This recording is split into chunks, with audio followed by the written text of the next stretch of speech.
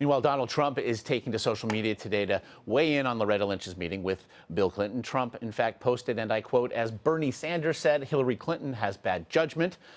Bill's meeting was probably initiated and demanded by Hillary." He went on to say Bill Clinton's meeting was a total secret. Nobody was to know about it, but he was caught by a local reporter.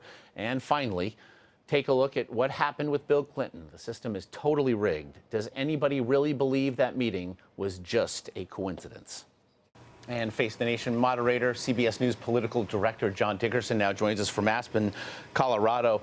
John, the news all about Loretta Lynch at this hour. She's going to be speaking there at a conference in Aspen, I know, later today. But I want to get your reaction now, again, to this news, that she will accept the FBI's recommendation in the Clinton email case. It bears mentioning this is something she'd agreed to previously, but also it at this time does not appear as though she will be recusing herself outright from this case. Well, it puts a little water on this story and maybe settles it a little bit. Ultimately, in the long term, it'll matter what the FBI ultimately decides to do. If they decide to take some kind of action against Hillary Clinton, then the Attorney General's decision will kind of not matter. If there is no action taken, there will still be people who say who will raise questions.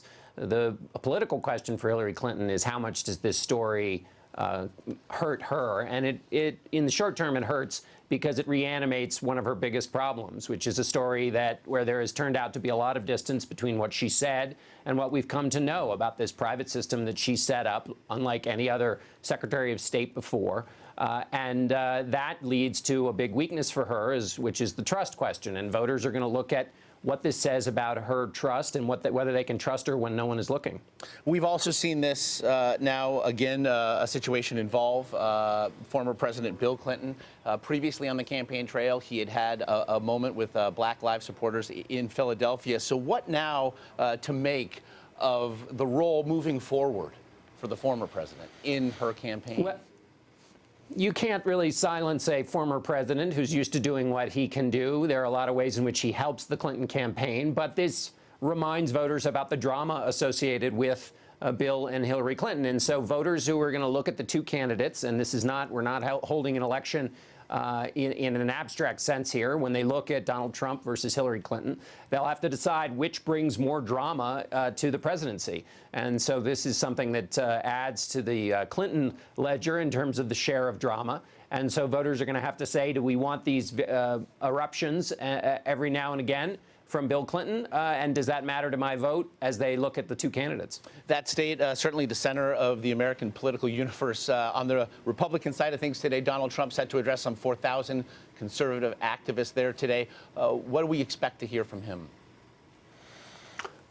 Well, you know, Donald Trump faces two problems. One is the problem with conservatives, and one is, or two challenges. One's with conservatives and one's with Republicans. They're not the same thing. He's meeting with conservatives, and conservatives pride themselves, many of them, for holding a set of beliefs that either are in concert or not with the Republican Party. And if they're not, if they don't mesh up, a lot of conservatives believe I'm going to stick with what I believe. And so those conservatives who have questions about Donald Trump, it's not clear that there's anything he could say in a speech or do even in a campaign to overcome their concerns, because their concerns are based on questions of character and morality and stuff that you can't just fix with a speech or with the tricks of a campaign. Now, his challenge with Republicans is a little easier for him to mend. The challenge is that Republican leaders like Mitch McConnell say he's not a credible candidate, but they've also said that the path to credibility is a pretty easy one. He has to speak with a teleprompter, stay on message. That's kind of the baseline level of any political candidate, let alone a presidential candidate. And Mitch McConnell says if he does those things, it will make him a credible candidate. So at a speech like the one Donald Trump is giving today, all he has to do is basically deliver a speech that stays within the traditional hymnal. Some of those Republicans who've already said they're going to support him, but who are also saying they're not sure he's qualified for the job, might be able to say, OK, well, he stayed on message.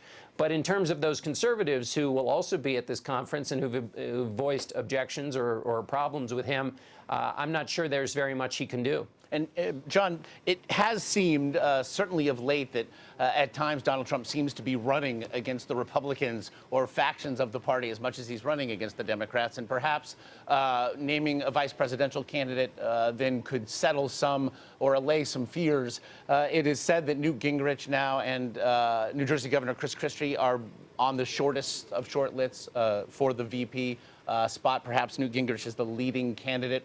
What do you make of those two options for him? Well, you know, the basically naming your vice president is the biggest thing a candidate can do arguably in a campaign, to show that they are presidential, to show that their decision-making process has some of the hallmarks of what we've come to expect from presidents, and to use a big public moment to sell a case about their presidency and about their campaign. So if Donald Trump picked either one of them, but particularly Newt Gingrich, he could say, look, I'm serious about governing. I've picked somebody who's worked with Congress, obviously, who knows how to maybe get some things done. And that shows that I'm serious about getting things done. And even though Newt Gingrich is a strong personality, and obviously Chris Christie is too, Donald Trump would say, I'm willing to have somebody who might clash with me because I'm serious about governing. That would be a way to frame the vice presidential choice that would allow him to say something larger about his campaign. The big challenge with either of those two choices, Gingrich or Christie, is that both of them are known for speaking their minds. Both of them have an identity outside of Donald Trump. And you could imagine some difficulties in the months going forward if there were ever conflicts between their sense of identity, their values and views, and something that he might say. And so, you know, you could see it might be there might be some bumps along the road as the two campaign together. Well, there have been some bumps in the rear view, to be sure. John Dickerson, should be quite a day there in Colorado. We appreciate the time. Yeah. Thanks, Josh. And don't miss Senators John McCain and Lindsey Graham, who will be joining John on Face the Nation this Sunday on CBS. You can also stream it here on CBSN Sunday at 11 a.m. Eastern.